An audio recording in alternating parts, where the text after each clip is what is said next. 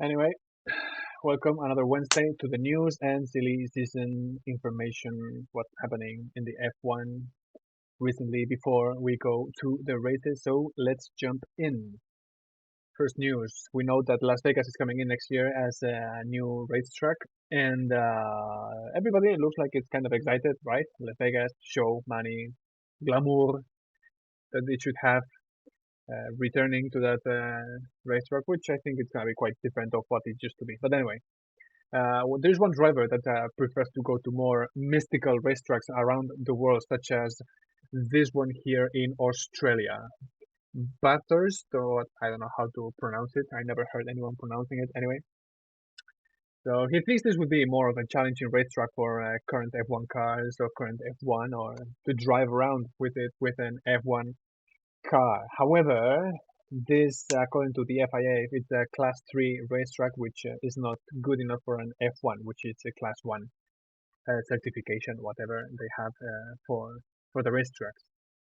I have seen races in this racetrack, but like starting from here, all of it is extremely narrow. These S sections are really cool to drive, and then all this it's much better. But this section over here, I don't think current F1 cars are safe to drive here.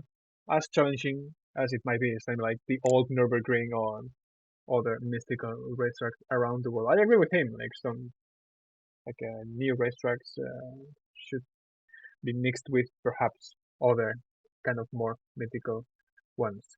Max Verstappen forgot to put the picture here. Nice. Anyway, there was an interview with him asking him about his future because he has a long contract, and so he says that he might be quitting F1 after the current contract ends. Let's not forget, he's getting 50 millions per year with the new contract until 2028.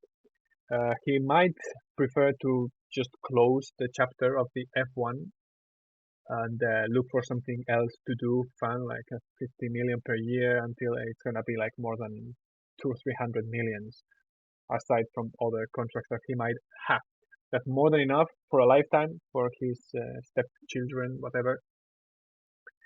And he might be looking for other kind of racing challenges, like maybe Le Mans or Indy 500 or something that he calls fun behind the wheel. However, he doesn't want to be a commentator, this kind of stuff. But this is something that in the long term, Red Bull might need to think about it.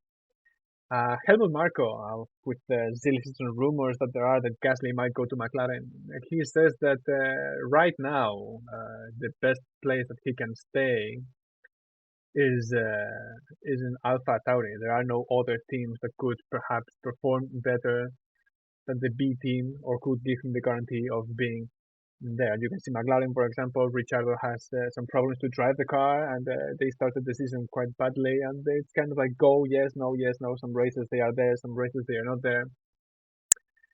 So for him, he should stay at the team for stability, at least for the next year, right?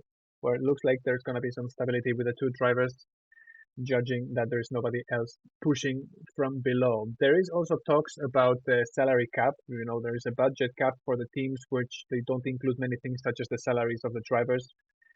Like having a Max Verstappen or Lewis Hamilton in your team might destroy your economy for the season.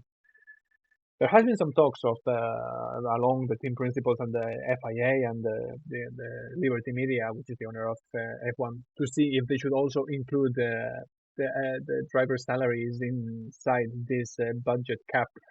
The drivers feel, especially Alonso, of course, that this should not be happening in F1. As like F1 is exploiting the image of the drivers. They are using them for commercials, for marketing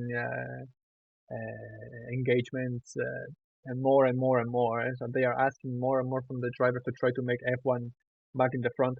So I think that the drivers should get paid accordingly for that. However, if you see the salaries of the drivers, it's kind of really disparate. There's like 3 or 4 drivers that get a really big amount, like Hamilton, Verstappen, Alonso, get more than 20 million a year, and then there's the rest of the drivers, which usually they are under 10 or 12 millions. There has been some talks about this, that it should be around 30 million per year for both drivers. If you see most of the grid, they are in that salary cap. If you see drivers outside of Ferrari, Red Bull, or Mercedes, you will see that there is no problem to meet this for both drivers. So again, the problem with the cap goes to the major teams where they have, in theory, the best drivers. And yes, the more that you perform, the more championships that you have a bigger inquiry for this. However, the talks are kind of like in the very early stages. The teams are gonna be treating this season, sitting down to discuss this. There is also some things that, or some voices that say that perhaps they should make it until 30 million, and whatever exceeds that limit, it should be discounted from the other team budget cap. Sounds fair.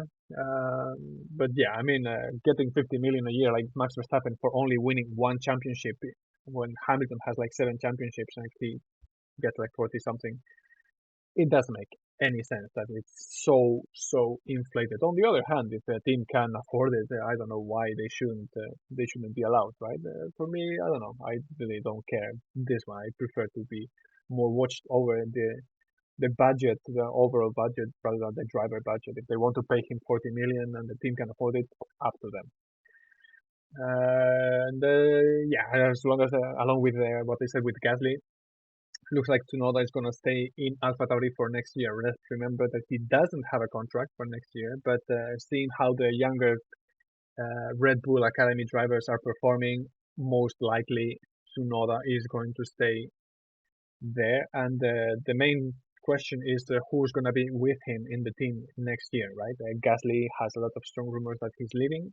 He wants to leave because he wants to be in the front rows, and AlphaTauri cannot bring that to him. However, Tsunoda might wait until Perez's new contract, renewed contract exceeds, so he can try to either up his game and go to Red Bull, or we will see what to do. But anyway, looks like he's going to stay another year in AlphaTauri or Red Bull family. So let's go to the silly season. We already know what's happening, mainly general ideas, and the names are all the same. However, if you check this is well, I think already posted this last week for the contracts of everybody. Like I said, Tsunoda has this contract for this year. Vettel looks like he's going to leave, even though some points they say he's going to stay. Like mainly from Aston Martin, they want him to stay. But anyway, this is the general idea. So the new thing is that some voices from the UK say that if Hamilton retires at the end of the season due to poor performance by himself, losing motivation or whatever other reason that he has, if he decides to leave, Mercedes might be going after Gasly. Why? There are not many drivers right now in the track or in the grid that could go to that seat of Hamilton, right?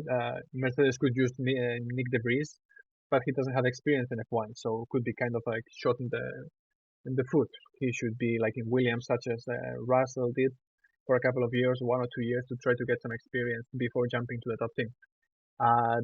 So you have Ricciardo, you have Alonso, you have Gasly who's trying to escape. The younger version, the younger one is Gasly would be like a bet for the long term, right? He's fast. There's a question of his concentration capability under pressure. We've seen Red Bull, however, like I mentioned in other videos, Albon and Perez were not able to perform with the last year car either. This year looks like they are easier to drive. Perhaps Gasly, if he were in Red Bull, he could perform as Perez is doing. We will never know because he's not going to be able to show it. They already renewed Perez. So this is kind of like the new thing that is coming out. They also said something like Ricciardo might be in the interest of Aston Martin, or somebody recommending Ricciardo to go to Aston Martin as his next step. Ricciardo questioning himself if he should stay in F1 or not, if he still has it.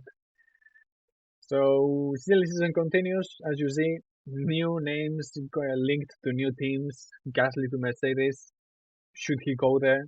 Should he stay in AlphaTauri, like I mentioned? Should McLaren sack Ricciardo? Things continue. News will go on and on until everything is confirmed around Hungary or Spa or Monza.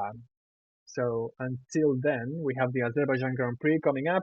Looks like it's going to be a one-stopping race, and usually Azerbaijan has a lot of accidents, safety cars, and things happening. So very, very looking forward for this race this weekend. See you on Friday for the pre-race information on.